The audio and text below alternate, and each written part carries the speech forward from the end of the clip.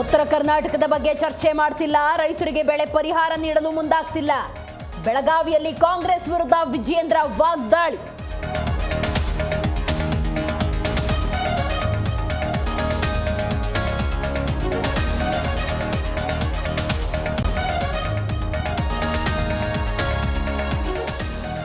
ಉತ್ತರ ಕರ್ನಾಟಕದ ಅಭಿವೃದ್ಧಿ ಬಗ್ಗೆ ಚರ್ಚೆ. ಹಿಂದಿನಿಂದಲೂ ಈ ಭಾಗಕ್ಕೆ ಅನ್ಯಾಯ ಆಗ್ತಿರೋದು ನಿಜ. ಬೆಳಗಾವಿಯಲ್ಲಿ ಸಚಿವ ಎಚ್.ಕೆ. ಪಾಟೀಲ್ ಹೇಳಿಕೆ.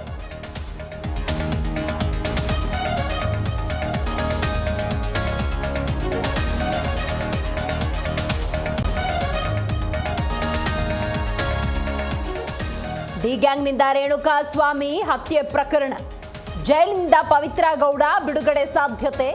ಹೈಕೋರ್ಟ್ ಬೇಲ್ ಆದೇಶದ ಕಾಪಿ ಸಿಕ್ಕ ಬಳಿಕ ರಿಲೀಸ್.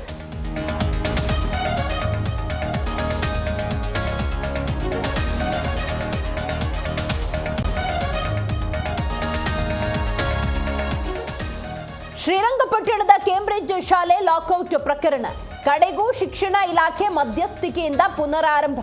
ಇದು ಜಿ ಕನ್ನಡ ನ್ಯೂಸ್ನ ಬಿಗ್ ಇಂಪ್ಯಾಕ್ಟ್.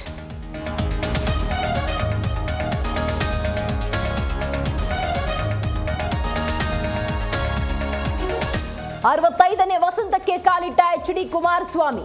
ದೆಹಲಿಯಲ್ಲಿ ಮಕ್ಕಳ ಜೊತೆ ಸರಳ ಹುಟ್ಟುಹಬ್ಬ ಆಚರಣೆ. ಪ್ರಧಾನಿ ಮೋದಿ ಸೇರಿದಂತೆ ಗಣ್ಯರ ಶುಭಾಶಯ.